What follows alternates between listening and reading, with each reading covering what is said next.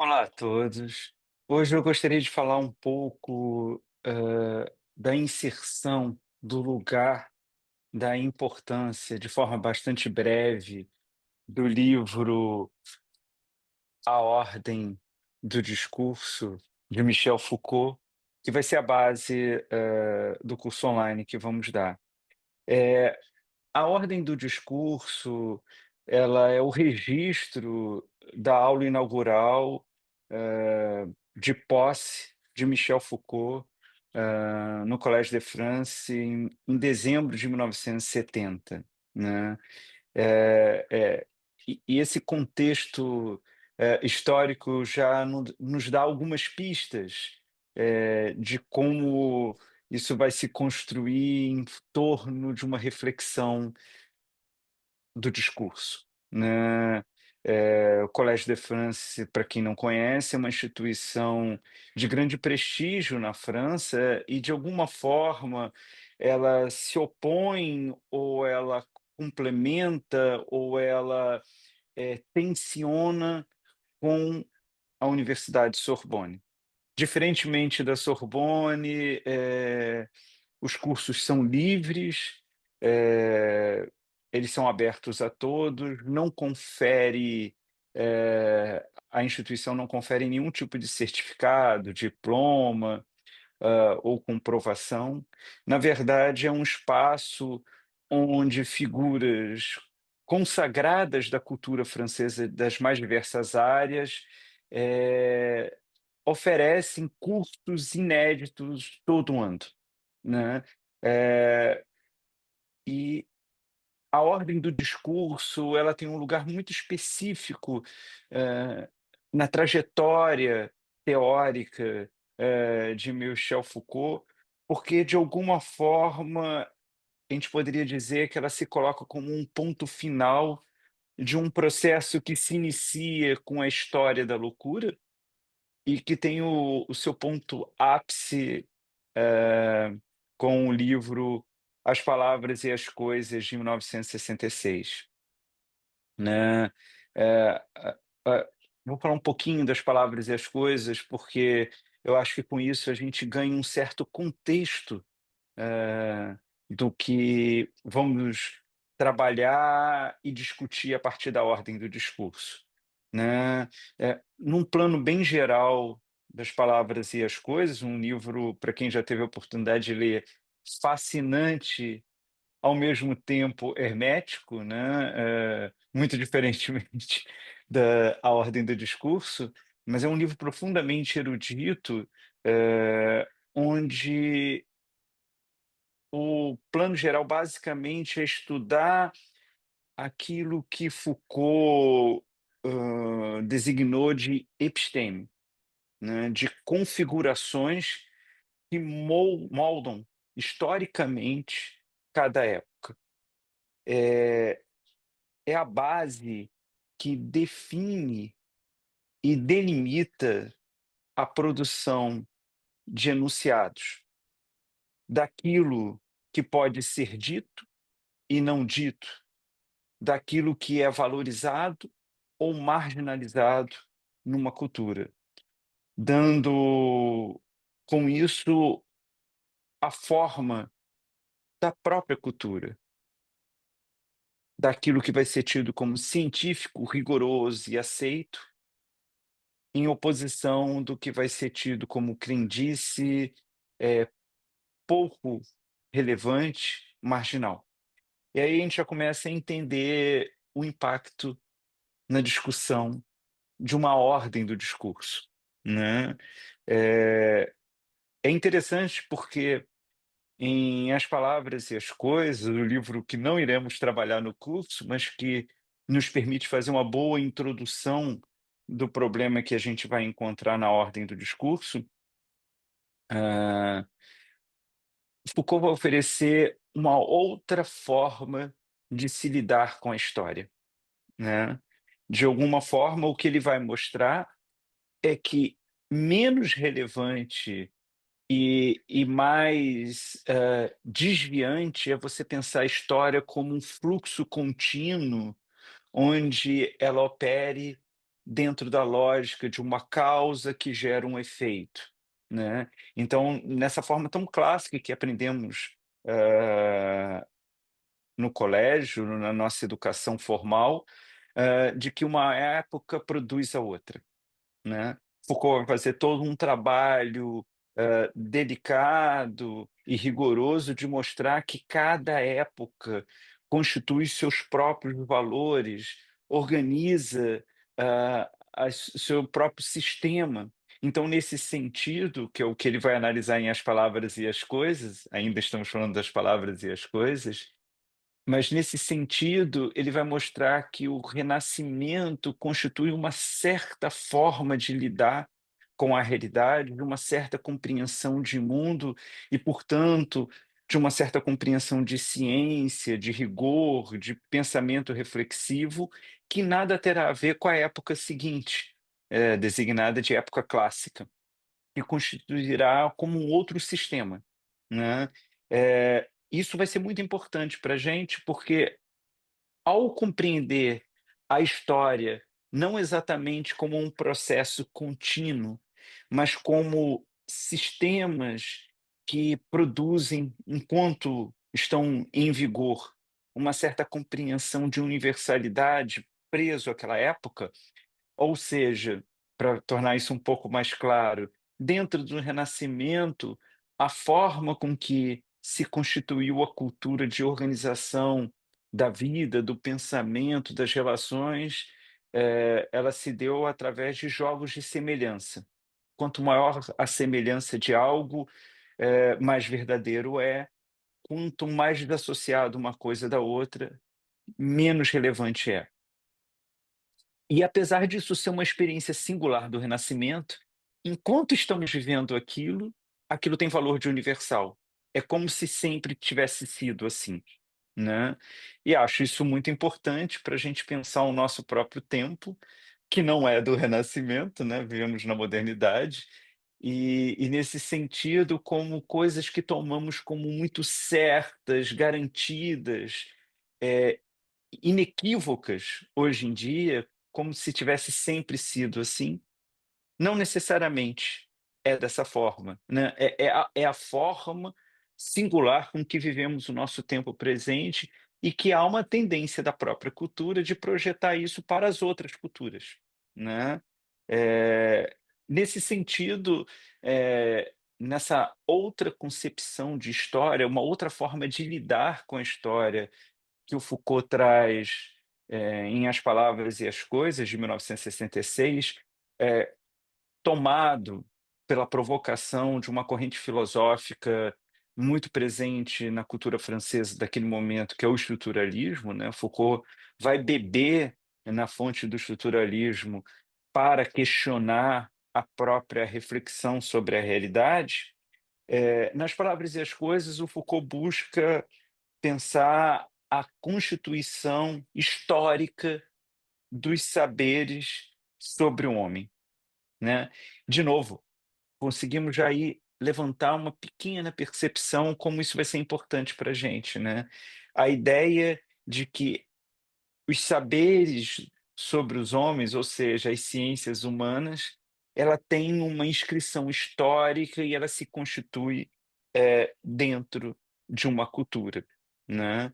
Então, nesse sentido, eh, essa concepção histórica que o Foucault vai abordar, que ele vai se utilizar para pensar, ela de alguma forma se coloca em oposição à tradição, que pensa essa dimensão da continuidade, da causa e o efeito, ou do próprio movimento histórico, né, onde uma coisa vem engendrando a outra, numa visão mais dialética, hegeliana, nesse sentido, né.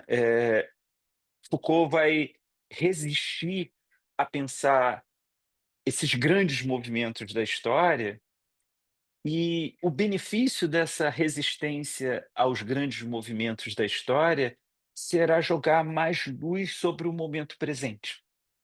Percebam, na hora que a gente,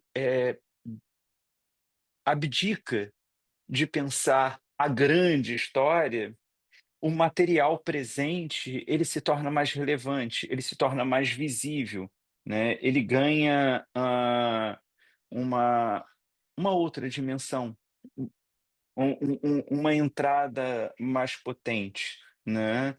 Eh, esse cenário, eh, ele vai ser bastante importante e vai dar todo o contexto de fundo da ordem do discurso, né.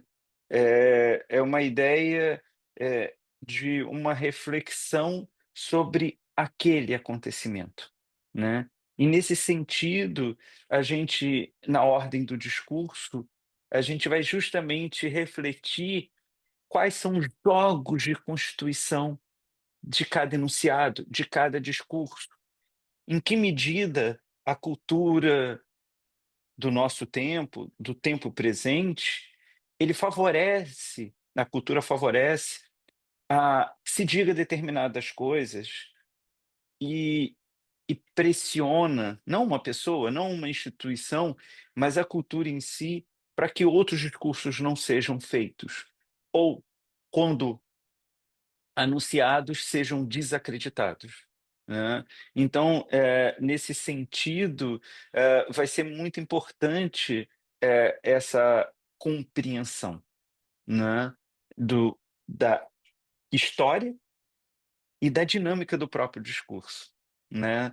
É muito interessante, porque percebemos isso imediatamente, ao ler Foucault, é o que vamos fazer no curso, ler a ordem do discurso e situando tanto dentro do pensamento do Michel Foucault, então, de alguma forma, vai permitir a gente ter um conhecimento maior, da obra Foucaultiana, mas junto com isso, pensar também formas, hã, de reflexão mais crítica sobre o nosso próprio tempo. Né, no sentido de que o discurso não sendo esse instrumento,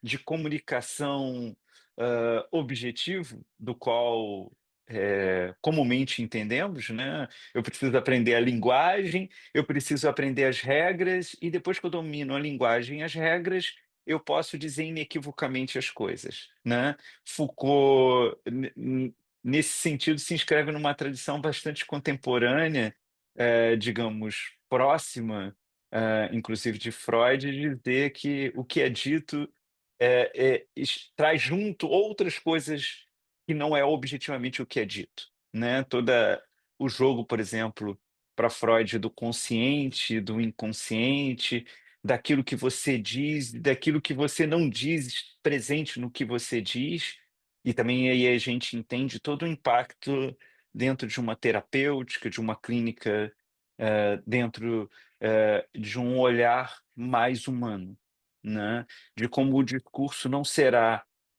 uma investigação se o que você está dizendo é verdadeiro ou falso, certo ou errado, mas entender naquele discurso o que que se constitui, o que que se traz junto, quais são as relações presentes, quais são os jogos de força e de poder e de cultura ali organizado. Nesse sentido, é muito interessante o começo do livro, né, da Ordem do Discurso. Vocês vão me permitir ler brevemente. Foucault diz: "Gostaria de me insinuar subrepticiamente no discurso que devo pronunciar hoje", lembremos, é a posse dele no Collège de France, né, "e nos que deverei pronunciar aqui, talvez durante anos", o que de fato foi até a morte, em 1984, do Foucault. Ao invés de tomar a palavra, nesse sentido de tomar a posse de um discurso que eu possa dizer alguma coisa, gostaria de ser envolvido por ela e levado bem além de todo o começo possível, né. Percebam como essa forma de se apropriar do discurso é bastante distinta da ideia de um discurso do qual eu domino, controlo e digo o que eu quero, né. Essa imagem tão hipervalorizado o nosso tempo do individualismo, do empreendedorismo, do controle sobre as coisas, né. De alguma forma, o Foucault está falando do discurso como uma um ingresso numa linguagem que o antecede, de como o discurso participa de algo que ultrapassa o próprio sujeito, mas que ele participa dele, né. Voltando ao texto, gostaria de perceber que no momento de falar, uma voz sem nome me precedia há muito tempo. Bastaria então que eu me encadeasse, progre prosseguisse a frase, me alojasse sem ser percebido em seus interstícios, como se ela me houvesse dado um sinal, mantendo-se por um instante suspensa, né. Veja que isso, coloca toda a reflexão, a discussão sobre o problema, a questão do discurso, em outro nível, né. Ali passa o discurso como um um ins uma estratégia, como um campo, como um espaço onde várias forças penetram e participam dele, né. É um jeito de refletir sobre o discurso, bastante doloroso para uma tradição iluminista, racionalista que nos forma, né. Essa ideia de um sujeito, forte, estável, garantidor, e do qual o discurso é seu instrumento mais efetivo, mais produtivo, mais inequívoco, né. O Foucault está propondo uma certa, mudança de perspectiva, né, um deslocamento, de observação. E nesse sentido vai ser muito poderoso para nós, porque o discurso passa a ser um campo onde toda a dimensão da cultura, da história, das relações humanas, está presente, estão presentes. Essa é a força de se estudar o discurso, né, é nesse campo, hã, que o Foucault está querendo se colocar para refletir sobre o discurso e que eu convido todos a vocês que quiserem fazer o curso online que começa agora em março, a fazermos juntos, né. E ele termina então esse começo do livro. Não haveria, portanto, começo, evidentemente, né, nesse sentido, se a gente não está pensando essa linha reta, mas se a gente está pensando nesse espaço de atuação, a ideia de começo e fim fica completamente deslocada, né. E no curso vamos ver isso, como operar com o discurso sem pensar nessa ideia de começo e fim, que parece muito estranha, e de fato ela é estranha, né. O mais comum, o mais adaptável à nossa formação é a ideia de que eu penso algo, transformo aquilo através, de uma certa formação num enunciado, e esse enunciado produz um efeito final, garantido, certo, programado, né. De alguma forma, Foucault está dizendo que isso é uma grande ilusão, porque ao falarmos, já estamos utilizando, matéria-prima que não foi criada por nós, que é a própria linguagem, né. Todos nós falamos alguma linguagem que nos antecede, usamos recursos, estratégias que não são, de posse nossa, é da própria cultura, daquele momento histórico, e ao mesmo tempo, há outras pessoas participando desse discurso, nunca é um monólogo, né, sempre é um diálogo. Então é um pouco nesse sentido, que Foucault está falando. Em última análise, o que está em jogo, no livro, Na Ordem do Discurso, é a questão da linguagem, é a questão da forma da linguagem. É a questão da expressão, exposição da linguagem. Por isso que a ordem do discurso, ela ultrapassa em muito uma reflexão meramente filosófica. Ela vai encontrar efeitos, impactos na terapêutica, na sociologia, na própria história, né. Ela realmente é uma obra, de grande disseminação e de grande provocação, né. Nesse sentido, ao colocar a questão da linguagem, de forma central, ah, o que o Foucault está fazendo é não pensar o discurso a partir do verdadeiro e falso, através ou a partir da relação entre sujeito e linguagem, né, mas de discutir o próprio estatuto da linguagem, né. E não à toa ele começa o livro com uma citação, de Beckett, do romance O Inominável, né. A gente vai perceber como a linguagem, por mais científica que seja, o discurso, por mais filosófico que pretenda ser, ele sempre tem um componente de ficção, de criação, né. Se a gente não está falando de um sujeito que opera a linguagem para dizer algo, mas a gente está pensando num espaço de atuação onde vários elementos, hã, estão atuando e participando, a ideia da objetividade, ela é meio deslocada e o que vai, tomar o palco vai ser a ideia de uma certa criação, de uma certa produção, de uma certa constituição, né. Eh, Essa é a questão, eh, central, né. E nesse sentido, eh, A Ordem do Discurso, essa obra de 1970, ela pode ser definida, a gente entendendo um pouco esse contexto, como uma busca por um diagnóstico apropriado, né. Por essa ideia de que falar sobre o discurso é dar conta de uma certa realidade histórica cultural, né.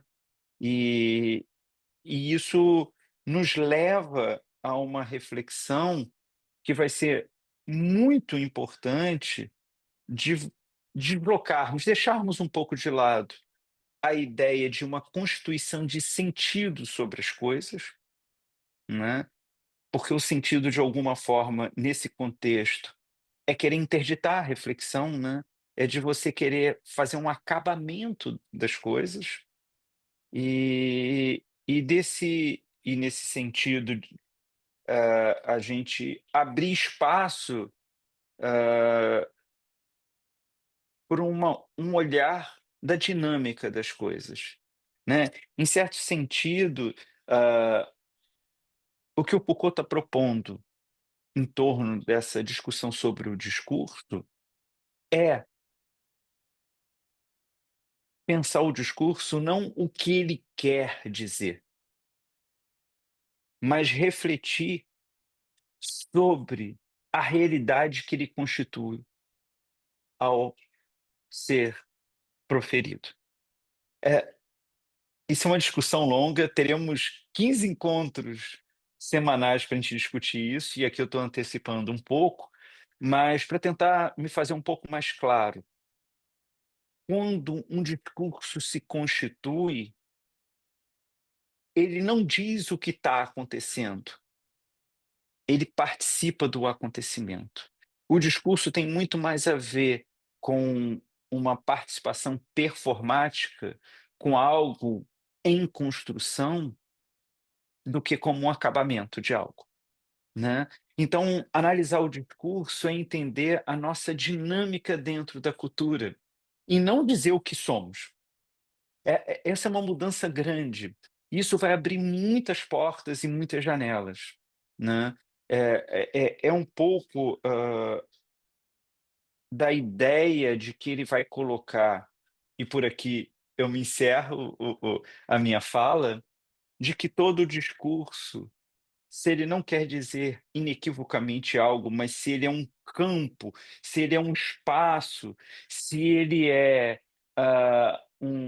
uma exposição performática sobre o que está acontecendo, ele vai chamar a atenção que todo o discurso, ele não é inequívoco, ele não é objetivo, ele não é radicalmente livre do poder fazer o que quer, mas ao contrário, e essa é a tese provocativa do livro, da Ordem do Discurso, que ele coloca já de cara e que nos incomoda profundamente, que ele vai chamar a atenção que todo o discurso ele é controlado, selecionado, organizado e redistribuído, como forma de você dar conta dessa infinitude que um espaço se constitui, né. Porque se o discurso fosse algo que você pudesse dizer claramente algo, tudo estaria definido, tudo estaria resolvido, tudo estaria acabado. Mas se o discurso é uma abertura, é um espaço que se constitui onde nada está muito definido, essa indefinição, essa indeterminação, essa imprevisibilidade, ela produz, na cultura um desejo de limitação, né. E nesse sentido, a gente pode entender pensando as nossas questões contemporâneas, das fake news, das pós-verdades, dos lugares de fala, dos enfrentamentos de narrativa. Percebam como isso vai abrindo um caminho muito grande. Agradeço a presença de todos e todos estão convidados, caso se interesse pelo tema, de participar desse curso online, que a gente começa agora em março. Quem quiser ter mais informações, basta ir no site www.marcelonorberto.com.br. Muito obrigado.